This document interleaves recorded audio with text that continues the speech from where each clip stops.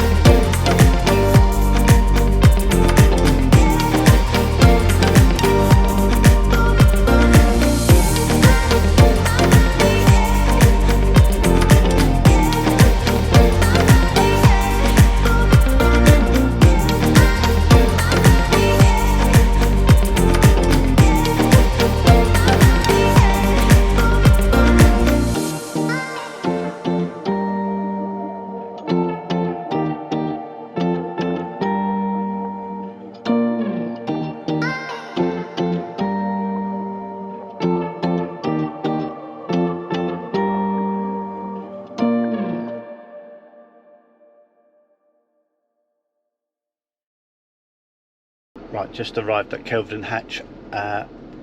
Hopefully you saw that entrance. It's a bit scary. I was convinced I'd gone the wrong way, and the entrance is just about wide enough. It's got a bush on one side and little like tree stumps on the other so that you don't go on the grass. I mean, for God's sake, give people a chance. Let's go on the grass if it's that if it's that tight. And we're here, 1:10 So far so good. Man, just gone to check in. There's a little reception hut. Looks like you go through there. Looks like quite a nice site actually. Quite out of the way. Right, I've just set up at the campsite. Why is he in the car, I hear you ask? Well, I'm in the car because actually this is one of the advantages of being at a campsite just halfway away from home. When you forget your laptop that you've got to use to work this afternoon, you can just nip back and pick it up. I don't care, who cares? I'm not at all stressed by this minor inconvenience of an hour drive to go and get my laptop. This is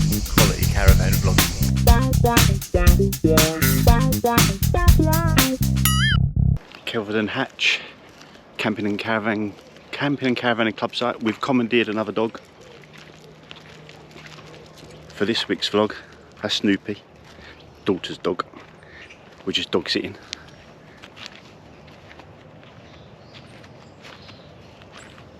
It's a puppy, I'm just interested in smelling stuff. I'm going to be one of those really annoying vloggers and tell you the basic stuff. So the couple of sites we've been to, there seem to be hard standings around the outside, and as you can see there in the middle, a grassed area. So that seems to be the few. We've been to probably 3 or 4 of these sites, and that seems to be the format they follow. Now, the reason I say I'm an annoying vlogger is that it seems that our vloggers, they always seem like they've been the first person to have ever done something and then state the bloody obvious. So we're on the field behind me where I've just come from, and there's another field just over here, similar sort of size.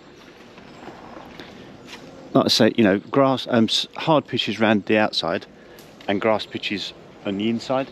Over there is the toilet block, washing up area, chemical disposal, everything is in that centre bit there. There are a couple of those, don't know what they call them big tent things.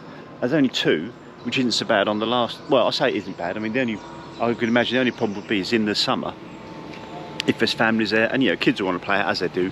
So I think if we had a choice, we would avoid being too near those in the summer. So this is basically the road you come into. When you come in, there's a little bridge here, and you go over the bridge, and then left, right, you can't go straight up. So lots of people have asked again if the wardens, oh, little rabbit there, and that's reception just there. So this is a dog walk here, just so reception there, you come in, see the barriers, come in down here, dog walks there. We're going to a dog walk now. So a lot of people have asked about this being shown to your pitch, which they do, which is different from any other site we've been on. Now the last 2 sites we've been on, in fact all the sites we've been on with this, so we were a member years ago. We decided not to continue because there's a site quite near us, Hertford, that we never really got on with. So we cancelled our membership because we weren't using them anyway. Now the reason we've rejoined is because the Camping and Caravan Club seem to have more sites in our locality, so within about half an hour. Yes, a lot of people have asked about this, but they show you to your pitch, do you get to choose a pitch? We definitely do get to choose a pitch. Kind of how it works is that the warden cycles in front of you, takes you to an area. Like the first pitch he showed us, we didn't like because it was in bright sunlight. So you just say to him, no, we didn't really want that pitch. He goes, okay, we want shade. So he then takes you to the shady part of the site. Now, with us first being here first time, he obviously knows the site better than we do. So his knowledge is better than ours for the first time in. So we went to a shady pitch, which was great. And when we went to that area, so he said anywhere here then, fine. So we did, there was a pitch that was fine. Now I'm guessing that if you know the site, you could say, I want to go pitch 48, and he'll say it's full or it's not, and he'll just take you to that area. I think the advantage it does have is that it's a bit better with traffic calming. As I said in the last vlog, that, you know, we've all seen it on sites, caravans and motorhomes, in fairness, that I think a lot of people get excited about being on holiday and they know a pitch they want to stay on, so they do go over 5 miles an hour. This way you're stuck behind a geezer on his bike, so you're not going to be racing to your pitch. Now next to the site where we are, right next to the site, is a golf course. You do hear the odd shout, maybe 4, and then they ring a bell. Now I don't know golf, maybe if you know golf you know why, but there's a ding ding on a bell, so I don't know if that's kind of like basically to save them saying 4. Another small advantage, as Mandy just pointed out to me, something that really has begun to grate with us with the Caravan, and that's a small thing as well, but if you've been doing it for like 15 years you get a bit fed up with it, is that you go and pick your own pitch, set up, then you've got to go back to reception and tell them what pitch you're on and get your barrier key. Well, here you don't need to do that, obviously, because the warden takes you to the pitch. They give you the code as you go in, and you haven't got to go back to reception and say I'm on pitch 27. So hurrah, that's much better. That's not the campsite, I think that's the golf club. Isn't it funny, golf club is the name of the thing and golf club is the name of the thing that you hit the ball with.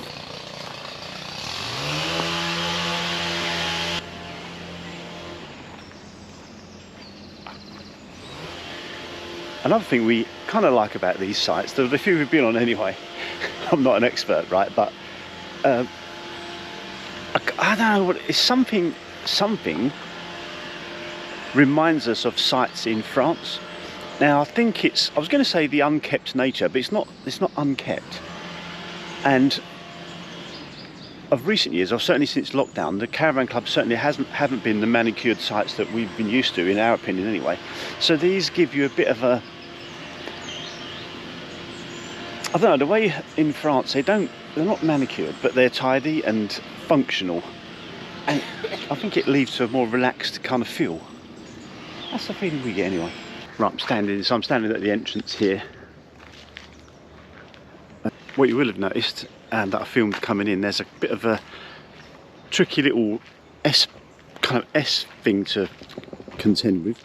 So you've got these stumps up here, and then you kind of go right there, then left. So it's a little bit tricky, but it's okay. Just take your time and it's fine. Right, so this, I'll just bring you up. So I was just down there.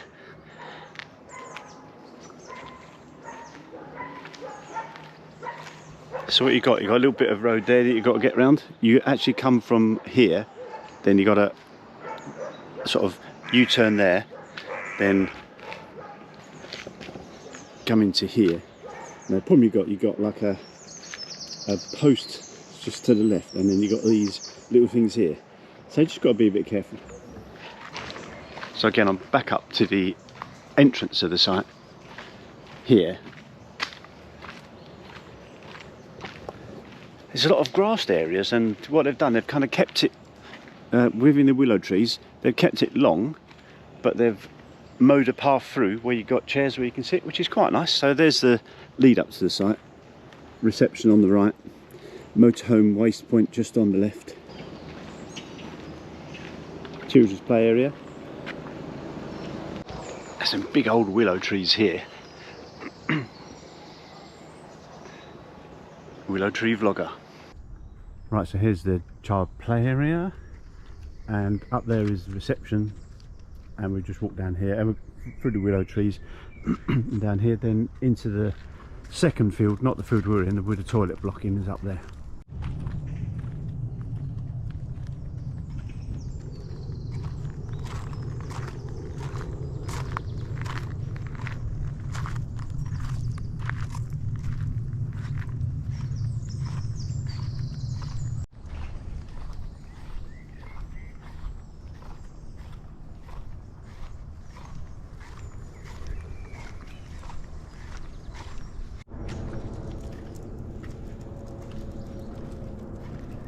So that's the toilet block, and this is the field we're in.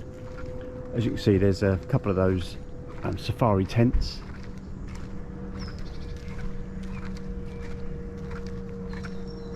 And that's it. So there's like one field there and a field there.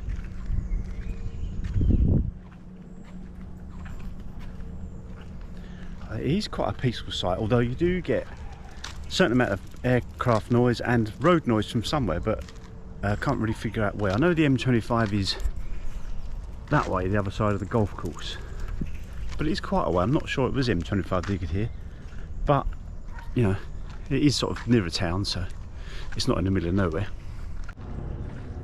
So again, there's the safari tents, and we're just over there.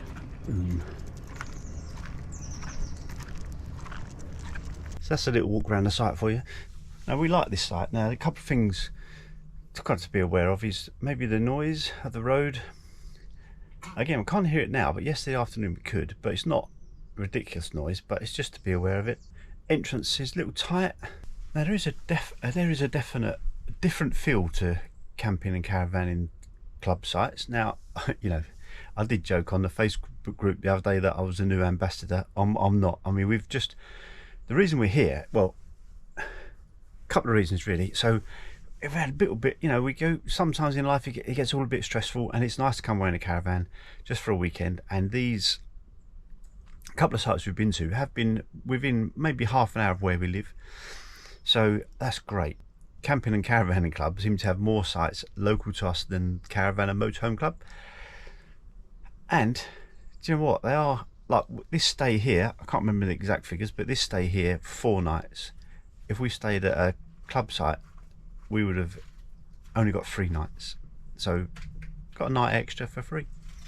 Another thing, now look, I'm in my 6th decade, and I know when you go to somewhere new, generally speaking they're quite good, but I will say with this camping and Caravanning Club, the Wi-Fi is free. Amanda's sitting out there at the moment using it, and she said it's really fast. Free Wi-Fi, cheaper sites. I could go on, actually I can't go on, that's probably it really. Friendlier atmosphere. Come on, if you're not a member already, affiliate links down. No, I have no affiliate links. I have no financial interest in this club. So I'm just a caravaner. Not only is it free Wi-Fi, right, but you haven't got this limit to just one email address. I mean, how frustrating is that? I mean, you know, so if I pay for the Caravan Club Wi-Fi, I sign in, Mandy then can't use it. Come on, Caravan Club, you've got a lot of improvements to make, and you better make them quick, otherwise you're going down, especially with this looming economic disaster. But if you need any tips on how to run a better caravan club, contact me. I'll tell you. As a caravaner, I'll tell you what you need to do. And as hopefully you know by now, I'm not a sugarcoating bullshitter. I'm not going to tell you something's good if it isn't good, because why would I? Unless they want to pay me £500 a vlog, and then I'll tell them it's lovely and everything's rosy in the garden. But then you'd stop watching, wouldn't you? Actually, you probably wouldn't, because I think some people do that.